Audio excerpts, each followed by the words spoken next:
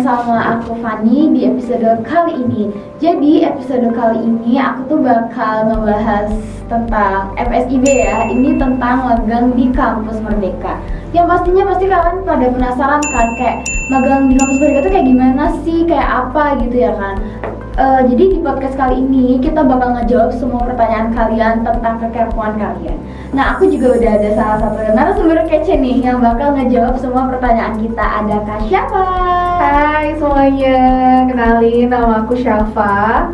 Aku dari mahasiswa MAL semester 5. Halo Kak Syafa. Hai Fanny. Senang Kak Syafa, gimana nih kabarnya? Alhamdulillah sehat, baik. Fanny gimana? Sama, alhamdulillah baik. Alhamdulillah. Gimana kuliahnya, Fan? Baik ya. Baik gitu.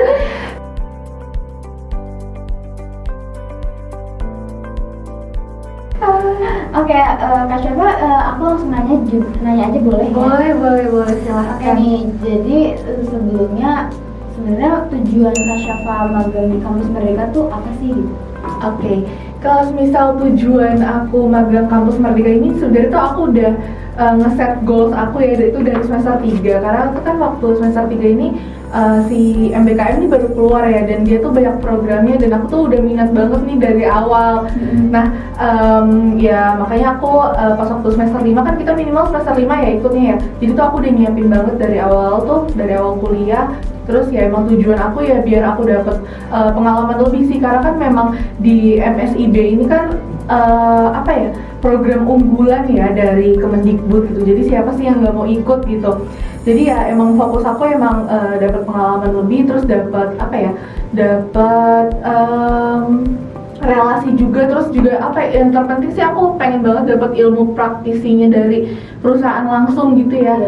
Jadi aku bisa ngelihat gitu dunia kerja yang asli, yang nyata tuh kayak gimana sih. Jadi nggak terpaku sama kuliah aja sih sebenarnya gitu. Jadi sebenarnya emang aku tujuannya emang pengen ya dapat ilmunya aja sih, ilmu nyatanya dari pengalaman. Iya benar, dari si perusahaan dari magang yang aku tempatin ini. Oke enggak. Terus kan kalau ini ya, katanya tuh kayak ada isu-isu gitu kalau kita mau magang di kampus Merdeka tuh kayak susah gitu loh masuknya. Terus kita kayak harus punya pengalaman yang lebih atau punya keterampilan yang lebih, kepintaran yang lebih. Nah, sebelum Kak Syafa masuk ke magang kampus Merdeka nih, sebenarnya Kak Syafa udah nyiapin apa aja sih, punya pengalaman apa aja sehingga Kak Syafa bisa masuk kampus Merdeka? Oke, sebenarnya ya emang bener banget kalau misal magang di kampus Merdeka ini emang sulit. Emang pertama dari pengurusan berkasnya aja tuh kita ngurusin udah agak susah gitu. Emang perlu effort yang lebih kalau kita mau ikut magang ini kan. Nah, dan kedua itu karena ini emang program kayak unggulan lah ya dari si Kemendikbud ini, dan FYI kalau yang MSIB ini emang demand-nya paling banyak gitu dibanding program-program yang lain, sepenglihatan aku ya. Nah, jadi emang susah karena emang peminatnya banyak dan demand-nya tuh sangat tinggi gitu ya. Aku lihatnya kayak di tahun ini tuh kayak yang daftar tuh beratus-ratus ribu, tapi yang keterima tuh cuma 26.000 di tahun ini. Oh, dikit banget. Iya, benar. Itu pun udah ditambahin kuotanya dari 2 batch yang kemarin. Jadi kan aku ini batch 3 ya. Di batch 1 itu kalau nggak salah tuh cuma kurang dari 20.000 ya. Tapi correct me if I'm wrong gitu. Kalau yang di batch 2 itu kalau nggak salah 22.000 gitu. Pokoknya di angka segituan lah. Oh, jadi misalnya itu kan mau daftarnya kan ada batch-batchnya gitu ya. Iya, Misalnya di batch pertama kita nggak dapat kuota atau gimana sih Kak itu? Iya, jadi kita ini kan MBKM ini baru 3 batch ya buat MSIB ini. Jadi dia tuh selalu buka di awal semester kan. Jadi emang kalau misalnya emang nggak keterima nih di batch pertama kan maksudnya kita mau daftar nih kan, aku kan semester 5. Nah, ini kan aku semester 5 itu masuknya di batch yang ketiga kan, minimal emang semester 5 kan. Nah, misal aku nggak keterima nih di batch yang ini, jadi aku bisa daftar di batch selanjutnya. Oh, itu boleh ya? Boleh banget, jadi masih terbuka teman-teman. Kayak gitu. Nah, untuk kayak sebenarnya aku nyiapinnya itu karena aku lihat ya, jadi kan emang demand-nya tinggi dan jadi tuh menurut aku orang yang udah punya pengalaman sebelumnya ikut MBKM ini bakal keterima gitu. Jadi orang yang punya pengalaman bakal terus dapat pengalaman gitu. Jadi menurut aku ini menimbulkan snowball effect ya. Jadi orang yang udah ada pengalaman selalu dapat pengalaman, sedangkan yang nggak ada nih ya nggak dapat gitu. Iya bener banget. Jadi ya emang karena demandnya tinggi, menurut aku sih yang harus dipersiapin kalau kita mau ikut magang kampus Merdeka ini ya pengalaman yang lebih sih. Gimana kita nonjolin ke perusahaan gitu, value diri kita ini udah menonjol dari applicants yang lain gitu. Kayak misal kalau aku sendiri ya, kalau di pengalaman aku, karena memang aku fokusnya ini yang di magang ya teman-teman, bukan yang di studi independennya. Aku memang dari awal nih udah rajin lah ya itu, karena saya ikut magang-magang di magang mandiri gitu sebelum ikut kampus Merdeka ini kayak gitu. Oke, berarti Kak Syafa tuh lebih banyak experience di magang di perusahaan lain ya dibandingkan yang lainnya gitu. Iya, sebenarnya emang aku fokusnya dari awal aku masuk kuliah emang udah jadi goals aku sih, biar memudahkan diri aku di masa depan sih sebenarnya. Kalau ya kan kita lulus pasti nyari kerja ya. Iya benar banget. Entah kita jadi entrepreneur ataupun kita ya pasti nyari kerja dulu. Sebenarnya itu goals aku, memang aku mau memudahkan diri aku di masa depan aja sih. Gitu. Kalau boleh tahu nih Kak Syafa tuh magangnya tuh di perusahaan mandiri kayak gitu, Kak Syafa banyak magangnya tuh kayak cuma satu perusahaan atau beberapa perusahaan? Oke, sebenarnya kalau sebelum MBKM ini ya berarti ya, ini aku udah magang di 3 perusahaan. Baik banget ya. Di 3 perusahaan gitu. Jadi yang pertama itu ada di industri kreatif, terus yang kedua ini juga startup yang fokus di perfilman, terus yang ketiga ini startup yang fokus di bidang edukasi gitu sih Van. Jadi ya alhamdulillah keterima di 3 perusahaan itu, yang sebenarnya menjadi bekal tersendiri sih buat aku diikut di MBKM ini sebenarnya. Oke, enggak. Kalau dari Kak Syafa sendiri nih, kan tadi udah mempersiapkan segala hal gitu ya. Pas ini Kak Syafa ada nggak sih kayak bekal khusus gitu, gimana caranya biar lolos gitu masuk ke magang kampus Merdeka ini? Oke, sebenarnya kalau semisal lolos ya, sebenarnya selain yang tadi aku udah sebut ya experience yang lebih, semisal nih memang ada yang belum punya experience, sebenarnya nggak apa-apa ikut aja gitu, kayak pede aja gitu sama diri sendiri ya.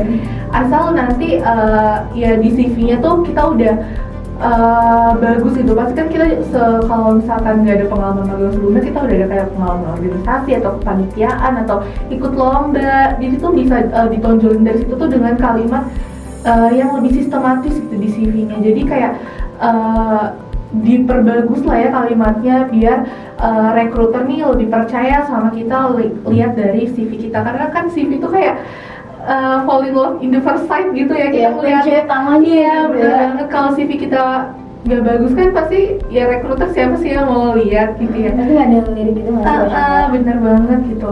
Nah, selain CV, kalau misal udah lolos nih ya, biasanya tuh ada di MBKM ini kayak tes dulu gitu sih Van, tergantung perusahaan gitu. Logic test gitu, atau kayak tesnya sih sebenarnya beda-beda ya, tergantung perusahaan. Ada yang memang logic test ataupun ada yang matematika juga, terus ada juga yang tesnya itu yang berhubungan langsung sama roles yang kita ambil gitu. Oh, jadi kayak tergantung kita mau magang di perusahaan mana.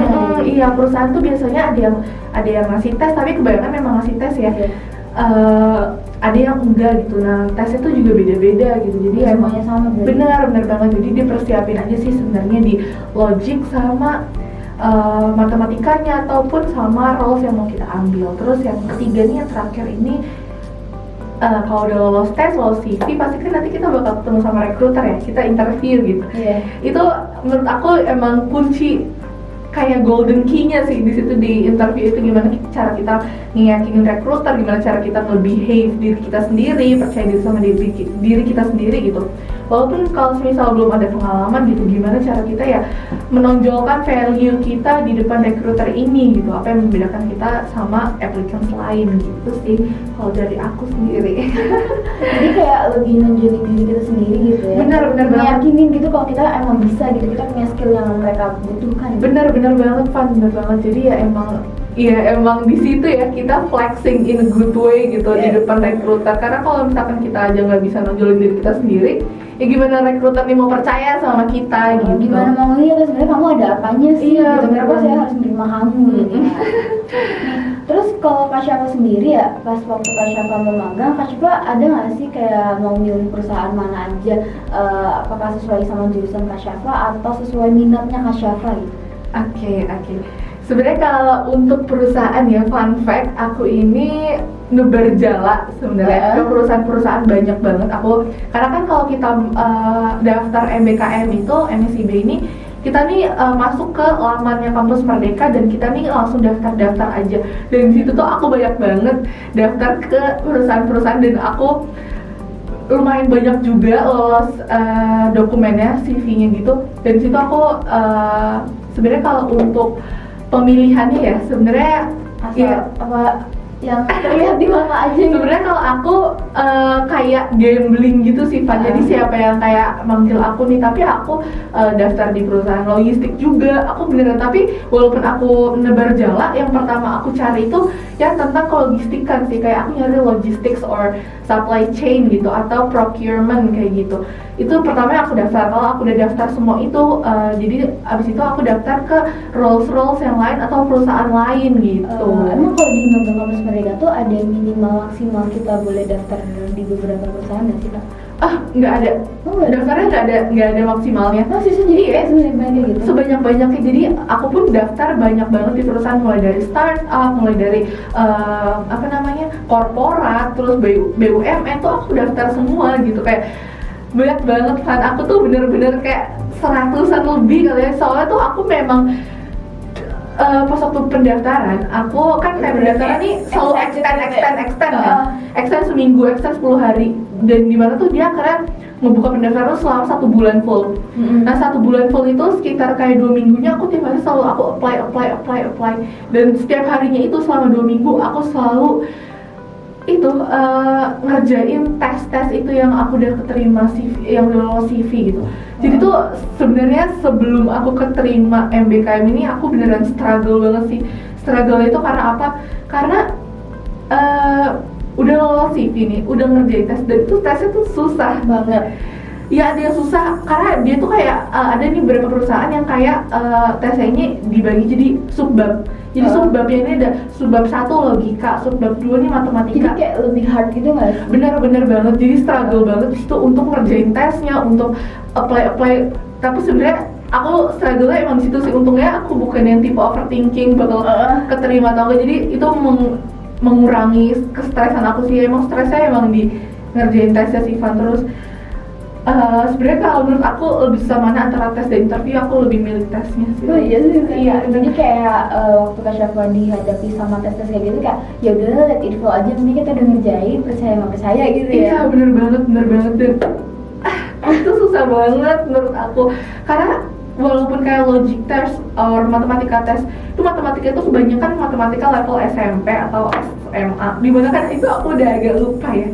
Jadi tuh ya emang kayak mesti belajar lagi, lihat-lihat dari Google lagi gimana Jadi cara. sebenarnya misalnya kita itu kan juga salah satu bekal gitu ya Kak untuk kerjain tes gitu. Nah Kak Syafa tuh tahu materi-materi itu tuh dikasih tau nggak sih sama perusahaannya bakal mereka tuh kayak bakal ngasih tes apa aja gitu ke kita. Oke, kalau misal materinya itu gini sih Van. Jadi misalnya kita lolos dokumen, lolos CV, terus nanti kayak bisa jadi tuh dia beneran nggak ngasih tahu materinya apa, cuma ngasih deadline maksimal ya hari ini ya pengumpulan tesnya. Jadi ya kita beneran nggak tahu sih apa yang di dalam tesnya itu gitu. Oh jadi kita kayak rada susah buat bekalin ya, kita bakal dikasih tes apa, jadi kita kayak harus banyak belajar. Iya bener banget. Dan ada juga perusahaan tuh yang aku ngerjain tesnya itu tuh kayak soal SBMPTN yang kayak logic testnya ya. Itu kayak semisal menghubungkan kata ini sama kata ini tuh pasnya apa. Tapi walaupun katanya kayak gampang, itu tuh sebenarnya susah gitu. Karena kan kayak mesti mikir dulu ya, ini kira-kira apa nih yang nyambung, apa nih yang nyambung. Sebenarnya kayak gitu sih Pan. Jadi kayak soal-soal hots gitu ya. Iya bener banget. Itu tuh sebelum itu kan aku keterimanya, alhamdulillah aku keterimanya tuh selain karena ya alhamdulillah gitu ya, tapi tuh lebih kayak alhamdulillah nggak ngerjain tes lagi kayak gitu. Udah lega gitu ya bawaannya. Oke nih Kak Syafa. Terus kan Kak Syafa jadinya milih perusahaan yang Kak Syafa lagi magangin tuh di perusahaan apa nih Kak sekarang? Oke. Oke, kalau untuk perusahaan yang aku lagi magang sekarang ini tuh ada di Jakarta, namanya itu Sud Media. Jadi dia tuh kayak digital agency gitu yang ranahnya tuh di bidang teknologi gitu. Kayak dia tuh bikin mobile app or website, tapi tuh juga ada selain teknologi dia juga fokus di kreatifnya. Jadi memang balance banget sih di situ di antara dua itu, antara teknologi dan kreatifnya. Jadi kayak ya alhamdulillah keterima di situ, dan alhamdulillah juga kebetulan kantor aku tuh kayak udah WFA dari tahun 2020 kalau nggak salah. Jadi dia udah work from anywhere gitu buat semua karyawannya. Jadi kita nih bisa kerja di mana aja. Jadi aku pun ke Semarang juga bisa kayak gitu. Dan kantornya tuh ada juga di 3 kota, itu di Jakarta, Bandung, sama Surabaya. Jadi banyak juga yang kayak orang Jawa Barat nih yang di Bandung lah.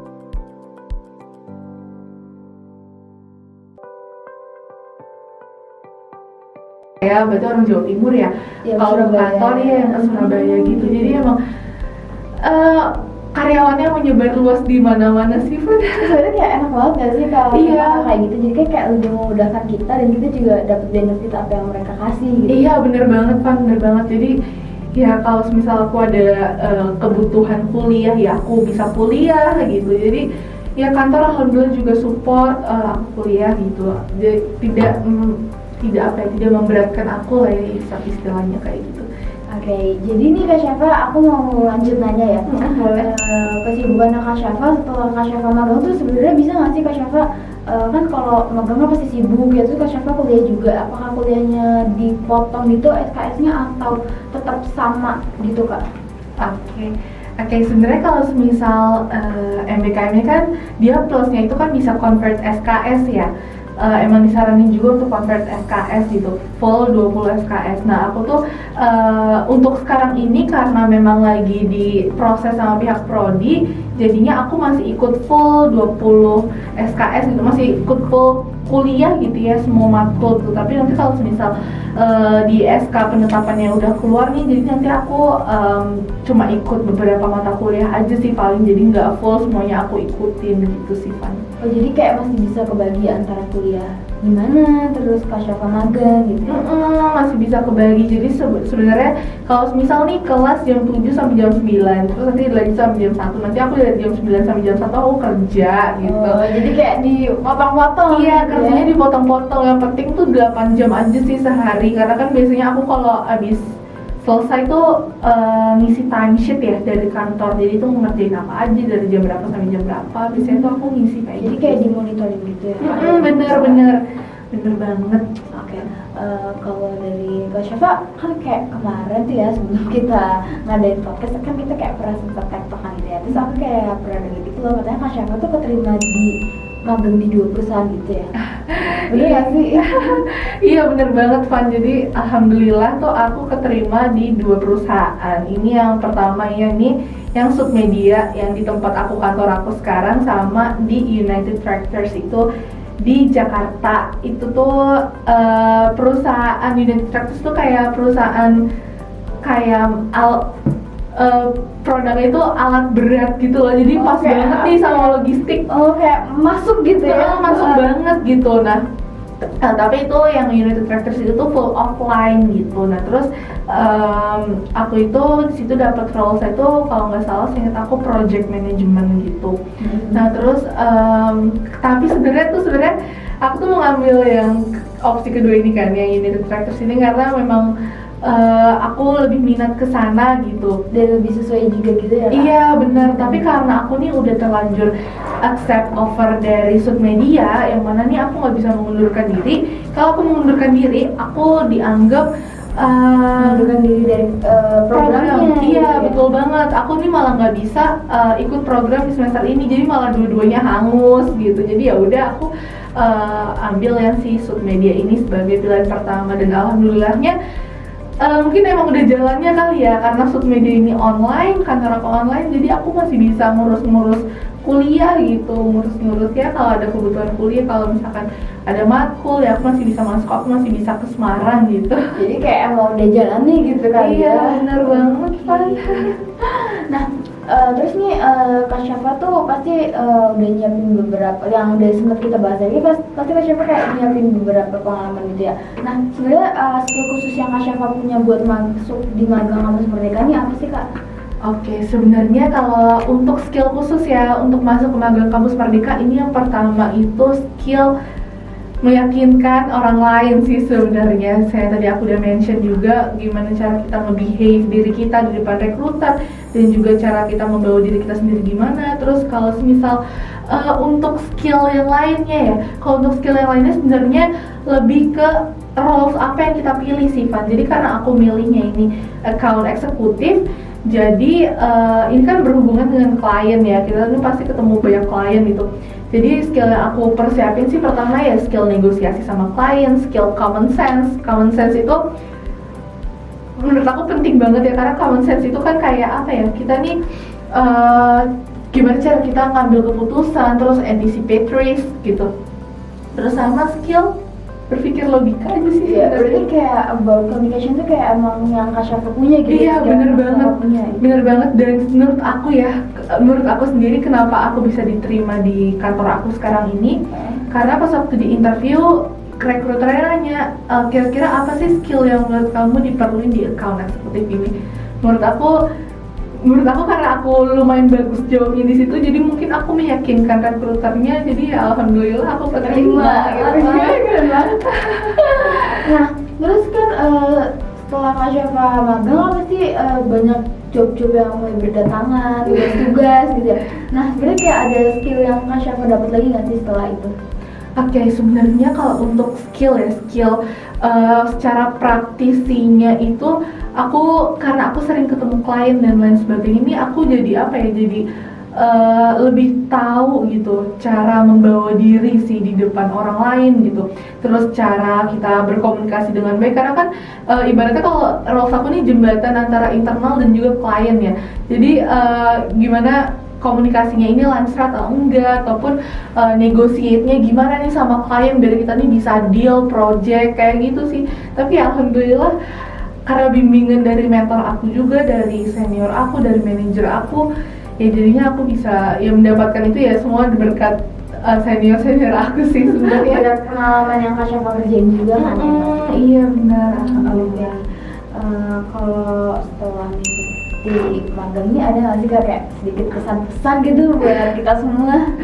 Oke, sebenarnya kalau kesan-pesan ikut MBKM apalagi terkhususnya ya MSIB ini tuh kesan-pesannya tuh apa ya, kesannya tuh menjadi kebanggaan tersendiri sih Van, karena Kayak kita punya value sendiri kan? Iya, bener banget, karena dilihat dari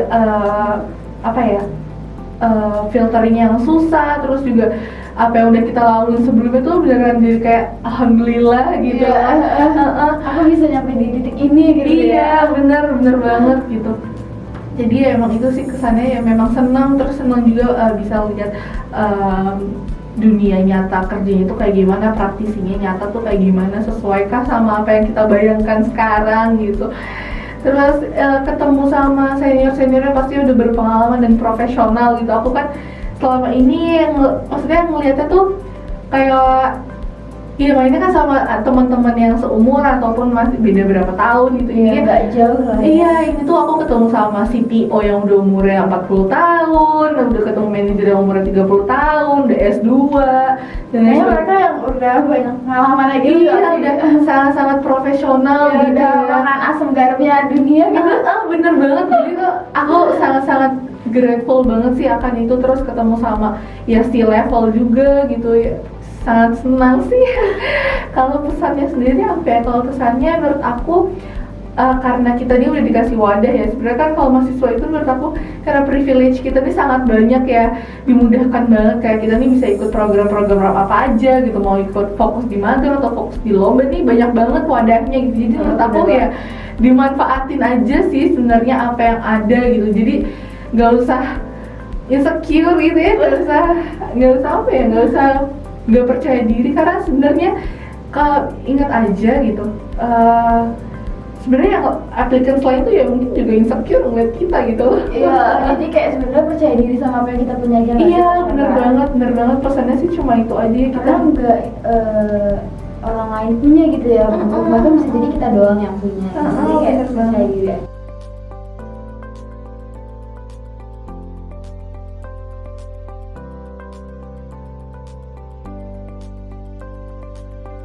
Sebenarnya ya pesannya gimana cara kita membawa diri kita sih di depan orang lain, terus gimana ya, pesannya ya know your goals aja sih, jadi selanjutnya bisa tahu apa yang mau kamu bangun, apa yang mau kamu capai gitu. Oke, jadi kayak kita harus punya plan apa yang kita mau. Jadi ya Bener kan? banget. Fun fact, aku pun juga punya plan plan jangka pendek, jangka panjang gitu. Jadi menurut aku memang penting sih tahu apa yang mau kita, yang kita suka, yang kita mau itu apa.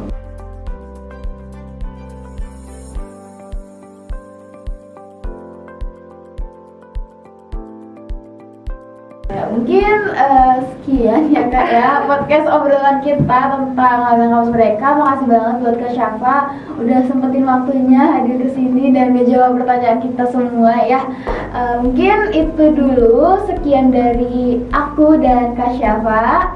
Mohon maaf bila ada kata-kata yang salah dan sampai jumpa di episode berikutnya ya Sobat Mal. Bye bye.